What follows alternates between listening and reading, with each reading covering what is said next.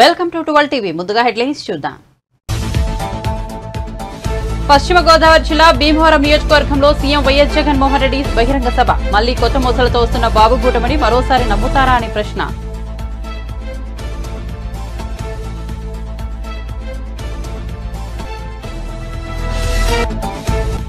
విదేశాలకు వెళ్లే వారి కోసం కొత్త విధానం తీసుకురాబోతున్నామన్న రేవంత్ రెడ్డి. ఓవర్సీస్ కార్మికుల కోసం ఇతర దేశాలు రాష్ట్రాలు అవలంబిస్తున్న విధానాలపై అధ్యయనం చేస్తున్నట్లు వెల్లడి.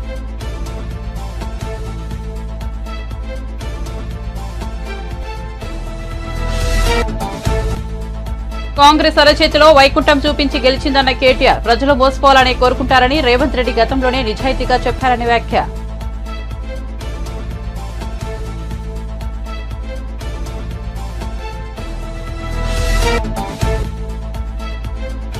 ఎలక్టోరల్ బాండ్ల స్కీముపై ప్రధాని నరేంద్ర మోదీ ఆసక్తికర వ్యాఖ్యలు. ఎన్నికల్లో నల్లధనాన్ని అరికట్టేందుకు తీసుకొచ్చామన్న ప్రధాని. వాస్తవిక పరిస్థితులు ప్రతిబింబించినప్పుడు ప్రతి ఒక్కరూ పశ్చాత్తాపడతారని వ్యాఖ్య. ఇక వార్త వివరాల్లోకి వెళ్తే సంక్షేమ రైతు రాజ్యాన్ని చంద్రబాబు కూటమి అంతం చేయాలని చూస్తోందని మండిపడ్డారు ముఖ్యమంత్రి వైఎస్ జగన్మోహన్ రెడ్డి. కూటమి కుట్రలను ప్రజలు అడ్డుకోవాలని పిలుపునిచ్చారు. సాధ్యం కాని హామీలతో బాబు మళ్లీ వస్తున్నాడని, ఆయనకు ఓటేస్తే పథకాలన్నీ కూడా మునిగిపోతాయని అన్నారు. మీ బిడ్డ వైఎస్ జగన్ది పేదల పక్షమని, తనకు ఓటేస్తే జరుగుతున్న మంచి కొనసాగుతుందని పేర్కొన్నారు. సీఎం జగన్ చేపట్టిన మేమంతా బస్సు యాత్ర 16వ రోజు మంగళవారం ఉమ్మడి పశ్చిమ గోదావరి జిల్లాలో కొనసాగుతోంది. భీమవరంలో ఏర్పాటు చేసిన భారీ బహిరంగ సభలో సీఎం జగన్ మాట్లాడుతూ చంద్రబాబు నాయుడు, పవన్ కళ్యాణ్పై నిప్పులు చెరిగారు.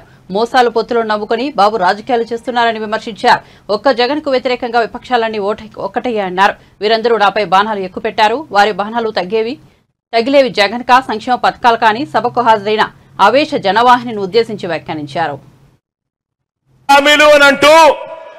ఇదే పెద్ద మనిషి చంద్రబాబు నాయుడు గారు ఇచ్చిన ముఖ్యమైన హామీలనంటూ మీ ప్రతి ఇంటికి పంపించిన ఈ పాంఫ్లెట్ లో ఆయన సంతకంతో ఏం పెట్టారో ఏం చెప్పారో చెప్పాలా? చెప్పమంటారా?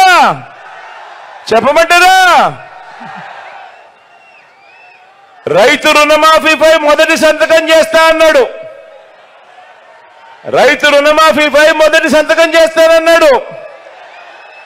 87,612 కోట్ల రూపాయలు రుణాలు మాఫీ అయ్యాయా? రెండు చేతులు పైకెత్తాలా బా? ఇలా ఇలా ఇలా ఇలా ఇలా ఇలా ఇలా ఇలా ఇలా ఇలా ఇలా ఇలా ఇలా. రెండో ముఖ్యమైన హామీ చంద్రబాబు సంతకం పెట్టి మీ ప్రతి ఇంటికి పంపించిన ఈ పాంఫ్లెట్ లో రెండో ముఖ్యమైన హామీ చంద్రబాబు దత్తపుత్రుడు మోడీ గారి ఫోటోలతో మీ ఇంటికి వచ్చిన ఈ పాంఫ్లెట్ లో పొదుపు సంఘాల రుణాలు పూర్తిగా రద్దు చేస్తామన్నాడు. మరి 14,205 కోట్ల రూపాయలు ఒక్క రూపాయి అయినా అక్క చెల్లెమా ఒక్క రూపాయి అయినా మాఫీ జరిగిందా? రెండు చేతులు పైకెత్తాలమ్మా. ఇలా ఇలా ఇలా ఇలా ఇలా ఇలా ఇలా ఇలా ఇలా ఇలా ఇలా. మూడో హామీ ఇదే పెద్ద మనిషి చంద్రబాబు నాయుడు గారు ముఖ్యమైన హామీలంటూ మీకు పంపించిన ముఖ్యమైన హామీ ఆడబిడ్డ పుట్టిన వెంటనే మహాలక్ష్మి పథకం కింద 25,000 రూపాయలు బ్యాంక్ అకౌంట్ లో డిపాజిట్ చేస్తామన్నాడు. ఆడబిడ్డ పుడితే మీ బ్యాంక్ అకౌంట్లలో 25,000 డిపాజిట్ చేస్తానన్నాడు. ఒక్క రూపాయి అయినా చేశాడా?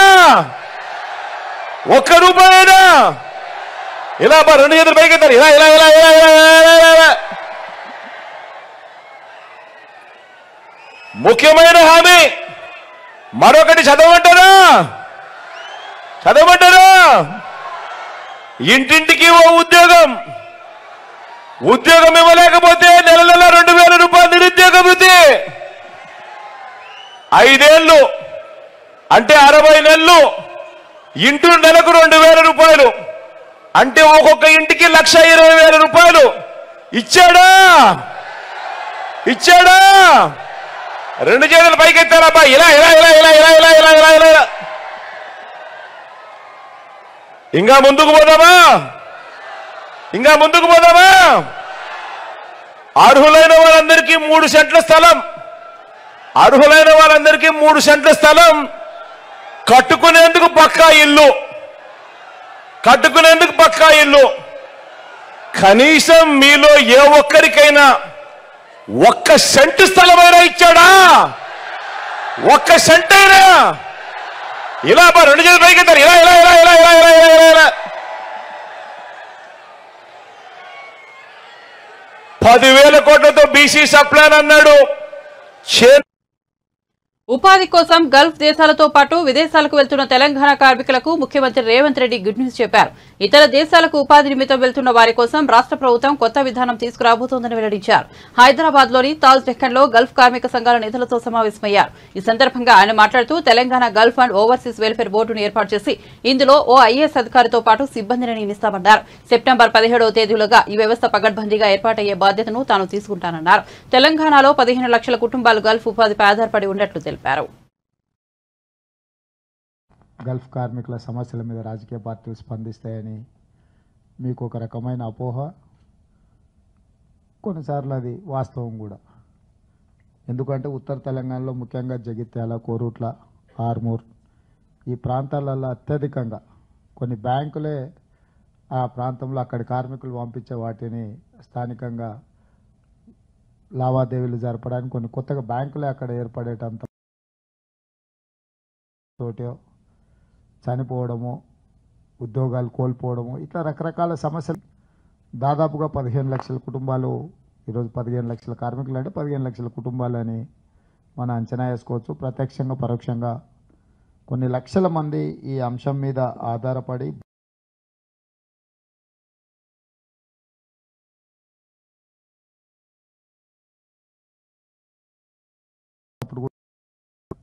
సంఘాలు వచ్చి నాకు నివేదిక అందించడం, అంశాలను ప్రస్తావించినప్పుడు నేను ప్రధానంగా ఆ రోజు నాకు తెలిసి 3 అంశాల మీద ఆ రోజే మీకు మాట ఇచ్చిన. ఇప్పుడు కూడా మా ప్రభుత్వం వచ్చిన ఎంబడే, ఎందుకంటే ఇది అధికారికంగా అమలు చేయలేదు కాబట్టి మీ దృష్టికి రాలేదు. నేను ముఖ్యమంత్రిగా బాధ్యత చేపట్టిన తర్వాత మా ముఖ్యమంత్రి కార్యాలయంలో శేషాద్రి గారు అని సీనియర్ ఐఏఎస్ ఆఫీసర్, ఆయన ప్రధానమంత్రి కార్యాలయంలో మన్మోహన్ సింగ్ గారు ఉన్నప్పుడు 2 సంవత్సరాలు, నరేంద్ర మోడీ గారు ఉన్నప్పుడు 6 సంవత్సరాలు, మొత్తం 8 సంవత్సరాలు ప్రధానమంత్రి కార్యాలయంలో ఈ విదేశాంగ వ్యవహారాలు నిర్వహించిన అధికారే ఈరోజు మన ముఖ్యమంత్రి కార్యాలయంలో ప్రత్యేక అధికారిగా వారు ఉన్నారు.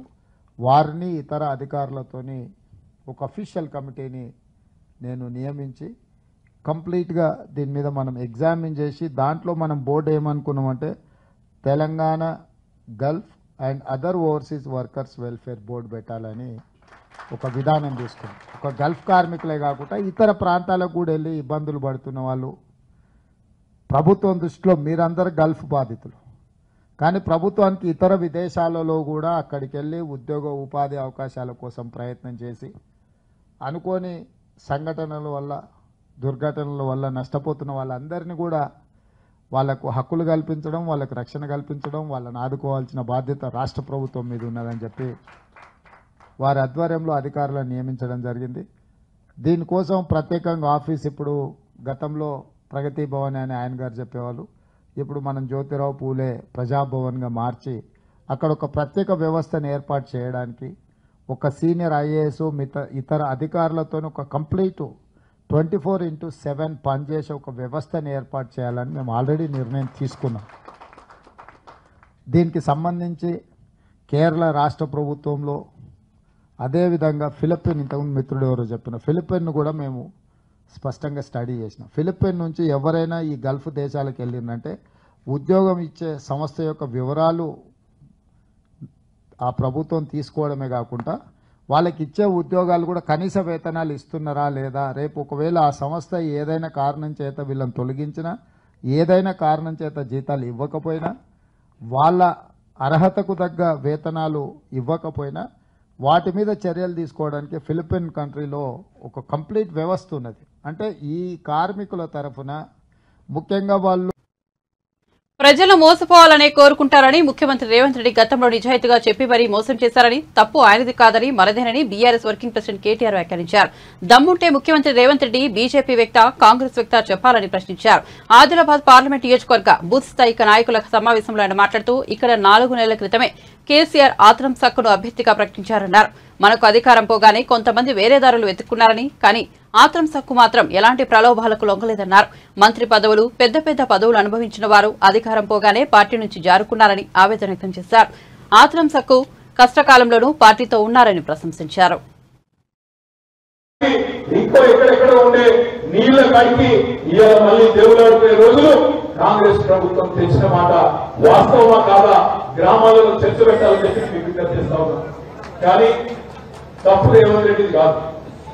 రేవంత్ రెడ్డి నిజానికి స్పష్టంగా చెప్పిండు. ఏం చెప్పిండు? ఎలక్షన్లకు ముందే చెప్పిండు. ప్రజలు మోసపోవాలని కోరుకుంటారు, ప్రజలు మోసగాలని నమ్ముతారు, మోసపోవాలని కోరుకుంటారు. మరి వాళ్ళు కోరుకున్నప్పుడు మోసం చేయకపోతే మా తప్ప అవుతుంది అని చెప్పి నిజాయితీగా చెప్పి మరీ మోసం చేసిండు రేవంత్ రెడ్డి గారు. ఆయన తప్పు కాదు, కానీ మన తప్పే. ప్రజలకు మనం వాస్తవాలు చెప్పలేదు. 10 ఏళ్లలో ఏమేం పనులు చేసినామో ఈ రాష్ట్రంలో మనమే సరిగ్గా చెప్పుకోలేకపోయినాం. అత్యధికంగా భారతదేశంలో 10 ఏళ్లలో పిల్లలకు ప్రభుత్వ ఉద్యోగాలు ఇచ్చింది తెలంగాణ రాష్ట్ర ప్రభుత్వం కేసీఆర్ గారి నాయకత్వంలో. 1,60,283 మంది పిల్లలకు ప్రభుత్వ ఉద్యోగాలు ఇచ్చిన ప్రభుత్వం కేసీఆర్ గారి ప్రభుత్వం. మొన్న రేవంత్ రెడ్డి గారు ఇచ్చిన 32,000 ఉద్యోగ కాగితాలు కూడా మన ప్రభుత్వంలో ఇచ్చినవి తప్ప ఆయన ఇచ్చినవి కాదు. కానీ ఈ 2 లక్షల ఉద్యోగాలు ఇచ్చిన మన విషయాన్ని మన పిల్లలకు మనమే చెప్పుకోలేకపోయినాం. తాండాలలో, గూడాలలో అక్కడ జరిగే దుష్ప్రచారాన్ని సరిగా తిప్పి కొట్టలేకపోయినాం. నేను మీ అందరినీ ప్రార్థించేది ఒకటే, మనం కూడా మళ్ళీ తాండాలలో, గూడాలలో ఇది ఒక సక్కుదాల ఎలక్షన్ కాదు, ఆత్రం సక్కుగా ఎలక్షన్ కాదు. ఇది పార్టీ ఎలక్షన్. నిలబడ్డది ఒక్క సప్పుదాల కావచ్చు, కానీ ఇది మనందరి ఎలక్షన్. మనందరి భవిష్యత్తుతోని, పార్టీ భవిష్యత్తుతోని ముడిపడి ఉన్న ఎలక్షన్ అనే మాట నేను మీకు గుర్తు చేస్తా ఉన్నా. 2111 బూతులలో ఉంటే మా అన్నలు, తమ్ముళ్ళు, అక్కలు, చెల్లెలు మీ అందరినీ నేను ప్రార్థిస్తా ఉన్నా. పార్లమెంట్ ఎలక్షన్ అయిపోగానే ఆగస్టులో మీ పంచాయతీ ఎలక్షన్లు వస్తాయి, ఎంపీటీసీ ఎలక్షన్లు వస్తాయి, జెడ్పీటీసీ ఎలక్షన్లు వస్తాయి, తర్వాత సొసైటీ ఎలక్షన్లు కూడా వస్తాయి. పార్లమెంట్ లో మనం కనుక గట్టిగా పట్టుబడితే ఇలా బ్రహ్మాండంగా ఆదిలాబాద్ పార్లమెంట్ లో గెలుపు అవకాశాలు మనకే ఉన్నాయి. ఇక్కడ ట్రయాంగిల్ పోటీ ఉంటది, త్రిముఖ పోటీ ఉంటది, పక్కాగా గెలిచే అవకాశాలు మనకు ఉన్నాయి. ఎందుకంటే ప్రజలు కోపం మీద ఉన్నారు, కాంగ్రెస్ ప్రభుత్వం మీద, బీజేపీ ప్రభుత్వం మీద తప్పకుండా మంట మీద ఉన్నారు. అందుకే మనం ప్రజలకు మొన్న జరిగిన మోసపు హామీలు, మొన్న ఇచ్చిన దొంగ హామీలు, వాళ్ళు మాట నిలబెట్టుకొని వైనాన్ని మనం విడమర్చి చెప్తే చాలు. గ్రామాల్లో పోదాం, పిల్లల్ని అడుగుదాం. రేవంత్ రెడ్డి అంటున్నాడు 32,000 ఉద్యోగాలు ఇచ్చినారని మాట్లాడుతున్నాడు రేవంత్ రెడ్డి, కాంగ్రెస్ వాళ్ళు. నేను ఒక్కడే మాట్లాడుతున్నా, దయచేసి గ్రామాలలో కూడా మీరు కూడా చర్చ పెట్టాలని చెప్పి నేను కోరుతా ఉన్నా. ఇప్పుడు పిల్లలు ఉంటారంటే సుప్రీంకోర్టు తీర్పుతో రద్దు అయిన ఎలక్టోరల్ బాండ్ల పథకాన్ని ప్రధానమంత్రి నరేంద్ర మోదీ సమర్థించారు. ఎన్నికల్లో నల్లధనాన్ని అరికట్టడానికి ఉద్దేశించిన స్కీమ్ ఇదని అన్నారు. వాస్తవికమైన పరిస్థితులు ప్రతిబింబించినప్పుడు ప్రతి ఒక్కరూ పశ్చాత్తాపపడతారని ప్రధాని మోదీ వ్యాఖ్యానించారు. ఎలక్టోరల్ బాండ్లపై ప్రతిపక్ష పార్టీలు అబద్దాలను ప్రచారం చేస్తున్నాయని ప్రధాని మోదీ ఆరోపించారు. ఒక నిర్ణయానికి సంబంధించి లోటుపాట్లు ఉండబోవని తాను ఎప్పుడూ చెప్పలేదని మోదీ అన్నారు. ఎన్నికల్లో నల్లధనం చాలా ప్రమాదమని చాలా కాలంగా చర్చ జరుగుతోందని, ముగింపు పలకాలంటూ చాలా కాలంగా డిమాండ్లు వినిపిస్తున్నాయని మోదీ ప్రస్తావించారు. हम लिखेंगे तो जो सरकार है वो देखेगी कि ये विपक्ष को इतना पैसा दिया, तो हमें तो वो परेशान करेंगे. तो बोले हम तो पैसे देने के लिए तैयार है, लेकिन चेक से नहीं देंगे. तो मुझे याद है हमारे 90 के दशक में जो चुनाव में हमको बड़ी दिक्कत आई थी, पैसे नहीं थे हमारे पास, और हम नियम लगा के बैठे थे कि हम चेक से लेंगे. लेने वाले देने को तैयार थे, चेक से देने की उनकी हिम्मत नहीं थी. तो ये सारी चीजों का मुझे पता था. तो मैंने कहा तो हमने कहा भाई ऐसा है, अब देखिए इलेक्टोरल बॉन्ड न होते तो किस व्यवस्था में ताकत है वो ढूंढ के निकालते हैं कि पैसा कहां से आया और कहां गया. ये तो इलेक्टोरल बॉन्ड की सक्सेस स्टोरी है. कि इलेक्टोरल बॉन्ड थे तो आपको ट्रेल मिल रहा है मनी का कि किस कंपनी ने दिया, कैसे दिया, कहां दिया। अब उसमें अच्छा हुआ बुरा हुआ वो विवाद का विषय हो सकता है, इसकी चर्चा हो। मुझे जो चिंता है वो, मैं ये कभी नहीं कहता हूं निर्णय में कोई कमी नहीं होती है, निर्णय तो चर्चा कर सीखते हैं, सुधारते हैं, इसमें भी सुधार के लिए बहुत संभावना है। लेकिन आज हम पूरी तरह काले की तरफ देश को धकेल दिया है और इसलिए मैं कहता हूं सब लोग पछताएंगे, जब बाद में ईमानदारी से सोचेंगे सब लोग पछताएंगे। अब देखिए इलेक्टोरल बॉन्ड का भी विशेषता देखिए कैसा झूठ चल रहा है। कुल देश में 3000 कंपनियों ने इलेक्टोरल बॉन्ड दिए हैं, उसमें 3000 में 26 कंपनियां ऐसी हैं जिन पर कार्रवाई हुई है। ये कहते हैं ना ईडी वीडी टिकना फला, 3000 डोनर है उसमें सिर्फ 26, और उनमें से 16 कंपनियां ऐसी थी छापा जब लगा उस समय बॉन्ड खरीदा। कोई जोड़ सकता है इसको, अगर बॉन्ड खरीदा, लोग ये जोड़ रहे हैं, उसकी विशेषता यह है कि ये जो 16 कंपनियों ने बॉन्ड खरीदा उसमें से 37 पैसा अमाउंट बीजेपी को डोनेशन में मिली, 37, 63% बीजेपी के विरोधी पार्टियों को मिली, अगर पूरे जोड़े जाएं तो। हाँ, मैं ये 16 कंपनी जिसका ईडी सीबीआई कोई न कोई उस समय एक्शन भी हुआ और बॉन्ड भी निकला, 37% अमाउंट बीजेपी ने, 63 ऑपोजिशन को। क्या ईडी रेड करे और ऑपोजिशन को डोनेशन देने का कार्यक्रम वर्क करे? क्या बीजेपी ऐसा करेगी? इसका मतलब कि 63% पैसा विपक्ष के पास जाए और आप आरोप हम पर लगाए, लेकिन उनको गोलमोल बोलना है और भाग जाना है। हम ट्रांसपेरेंसी की बात करते हैं तो विपक्ष कहता है कि ईडी, सीबीआई, आईटी सारे के सारे इदारे जो है।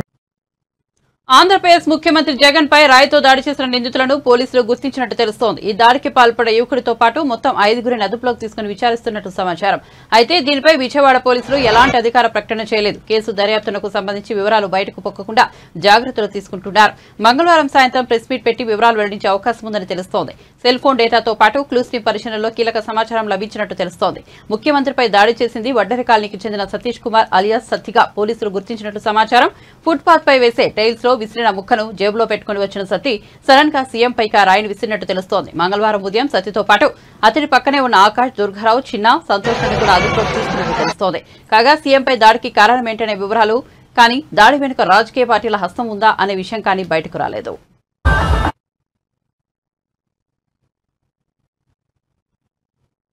ముఖ్యమంత్రి జగన్మోహన్ రెడ్డి గులకరాయి కథ అడ్డం తిరిగిందని, వైసీపీ క్రియేట్ చేసిన డ్రామా వారికి ఎదురు తిరిగిందంటూ టీడీపీ పొలిట్ బ్యూరో సభ్యులు వర్లరామయ్య ఆరోపించారు। మంగళవారం మీడియాతో మాట్లాడుతూ జగన్ ఆడే డ్రామా పూర్తవకముందే ఎదురు తిరిగి నటులు అబాసుల పాలయ్యారన్నారు। ఒకే రాయి ఇద్దరికి తగిలినా కింద పడకుండా ఎటో పోవడం ఆశ్చర్యకరమని సెటైర్ విసిరారు। గులకరాయి కథ ఎవరు రచించారో కానీ కథలో పట్టులేదని, అందుకే రక్తి కట్టలేదంటూ వ్యాఖ్యలు చేశారు। గతంలో చిన్న కోడి కత్తితో గుచ్చితే 5 సంవత్సరాలు ఒక అమాయకుడిని జైల్లో పెట్టించిన ఘనత జగన్దని విమర్శలు గుప్పించారు। విజయవాడ సిపి రాణా ఒక అర్భకుడిని అమాయకుడిని బలి చేయబోతున్నారన్నారు। జగన్ అధికార దాహానికి మరో అమాయకుడు జైలు పాలు కాబోతున్నారని మండిపడ్డారు। ఒక అర్భకుడికి బలి చేసే చెడ్డ పేరు తెచ్చుకోవద్దని సిపి రాణాకు తెలియజేస్తున్నారని హితవు పలికారు। ఈ రోజున గౌరవ ముఖ్యమంత్రి గారి డ్రామా, గులకరాయి డ్రామా అడ్డం తిరిగింది। ఎంతగా అడ్డం తిరిగింది? రాష్ట్ర వ్యాప్తంగా ప్రజలందరికీ కూడా జగన్మోహన్ రెడ్డి గారు ఒక డ్రామా యాక్టర్। గతంలో ఎన్నికల సమయంలో కోడికత్తి డ్రామా ఆడి ఒక అమాయక దళిత వర్గానికి చెందిన వాడిని 5 సంవత్సరాలు జైల్లో పెట్టించాడు। చిన్న కోడికత్తితో భుజం మీద గుచ్చితే అంటున్నాను నేను, పొడిస్తే కాదు, భుజం మీద గుచ్చితే ఒక అర్భకుడైన దళితుడు 5 సంవత్సరాలు జైల్లో పెట్టించిన ఘనత మన ఈనాటి ముఖ్యమంత్రి జగన్మోహన్ రెడ్డి గారిది। మరలా ప్లాన్ చేశాడు, ఆయన డ్రామా రచించాడు। కానీ ఆదిలోనే హంసపాదులాగా ఆ డ్రామా పూర్తి అవ్వకముందే ఎదురు తిరిగింది, అభాసు పాలైంది రాష్ట్రంలో.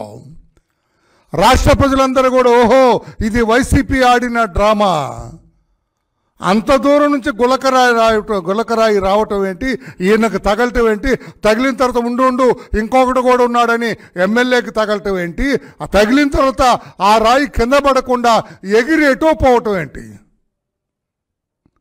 రాయి తగిలితే జగన్మోహన్ రెడ్డి గారికి తగిలినప్పుడే మామూలుగా రాయి తగిలి ఆయన మీద పడి కిందకు పడాలి, కాలి మీద రాయి ఎగిరి మళ్ళా వెల్లంపల్లిని తగలకూడదు. డ్రామాలో అక్కడ పొరపాటు ఉంది మీ నాటకంలో.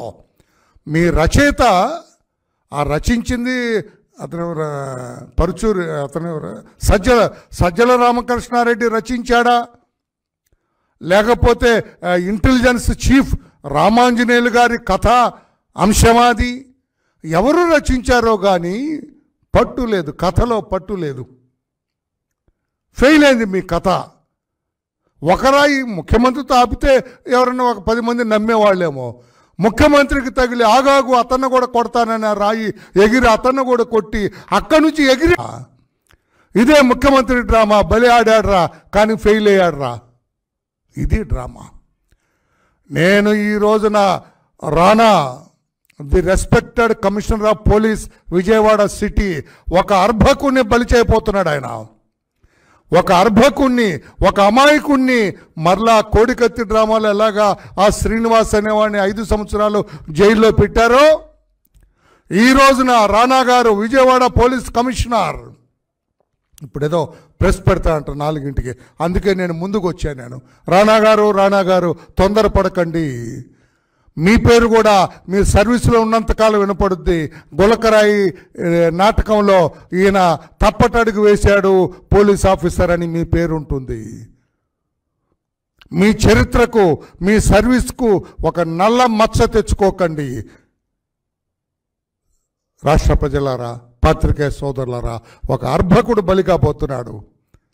ఈ జగన్మోహన్ రెడ్డి గారి అధికార దాహానికి, తన ముఖ్యమంత్రిత్వాన్ని నిలబెట్టుకోవటానికి అతను వేసిన నాటకంలో ఒక అర్భకుడు ఎవడో తెలియదు, వాడికి సంబంధమే ఉండదు, పాపం బలి కాబోతున్నాడు.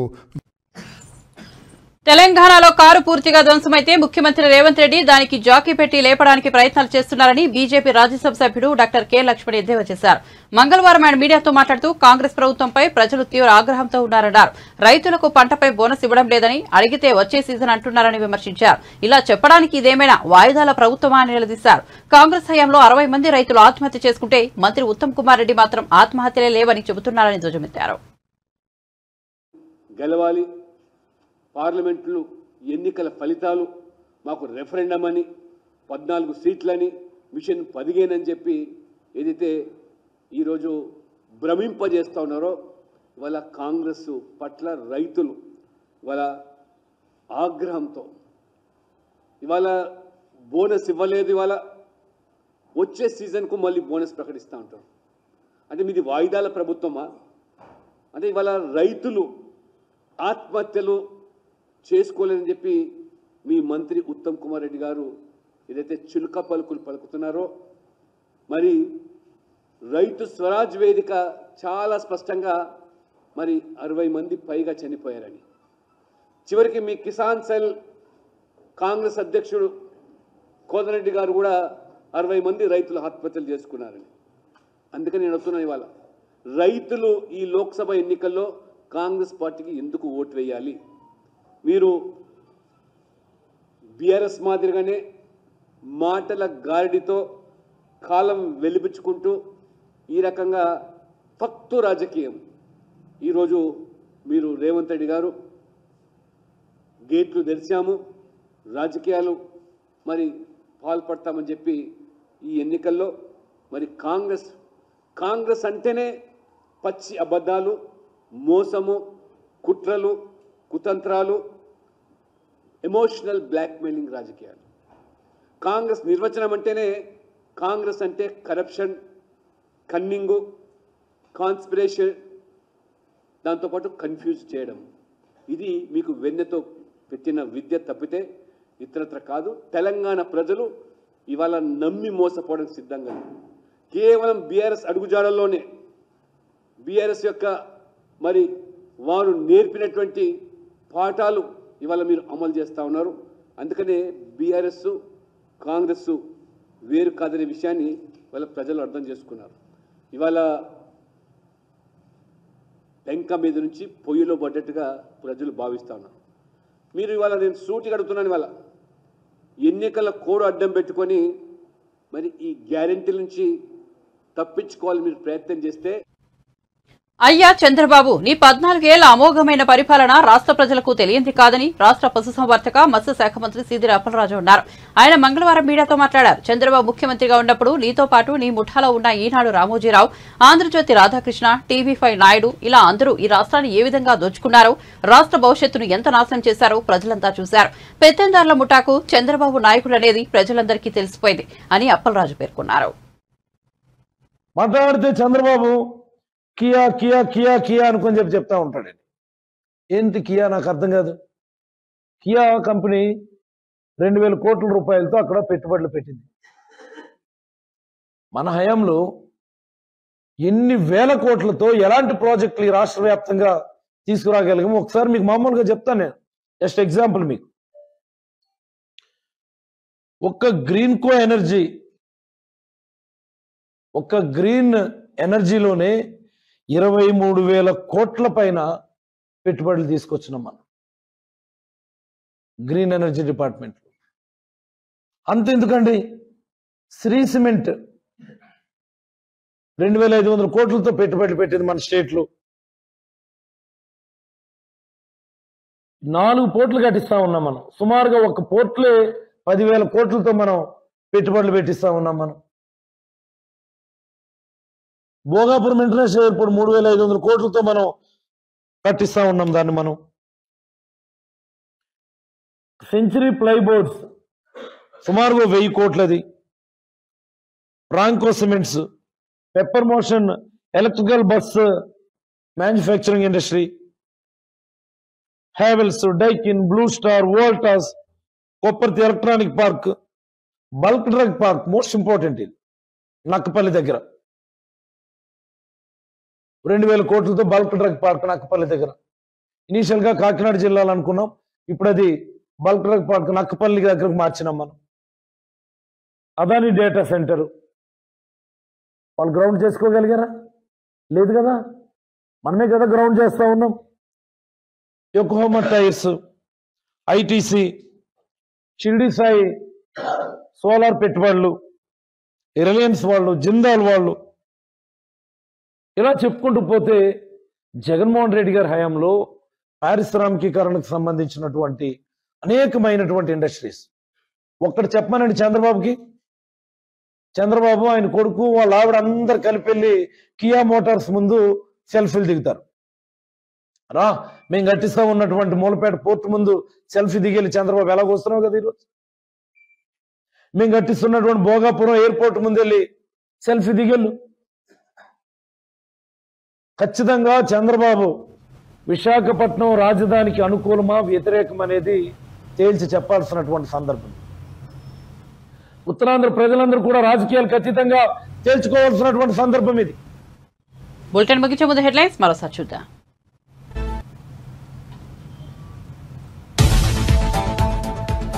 పశ్చిమ గోదావరి జిల్లా భీమవరం నియోజకవర్గంలో సీఎం వైఎస్ జగన్మోహన్ రెడ్డి బహిరంగ సభ. మళ్లీ కొత్త మోసాలతో వస్తున్న బాబు కూటమిని మరోసారి నమ్ముతారా అనే ప్రశ్న.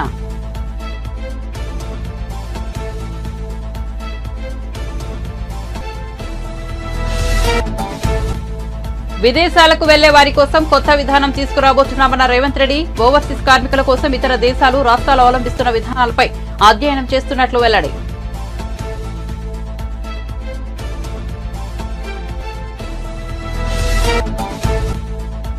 కాంగ్రెస్ అరచేతిలో వైకుంఠం చూపించి గెలిచిందన్న కేటీఆర్. ప్రజలు మోసపోవాలని కోరుకుంటున్నారని రేవంత్ రెడ్డి గతంలోనే నిజాయితీగా చెప్పారని వ్యాఖ్య.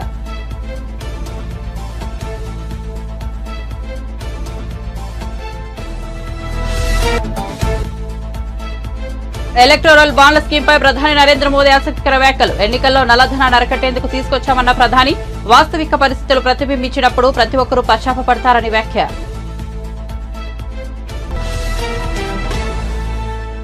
మరిన్ని అప్డేట్స్ కోసం చూస్తూనే ఉండండి 12 టీవీ.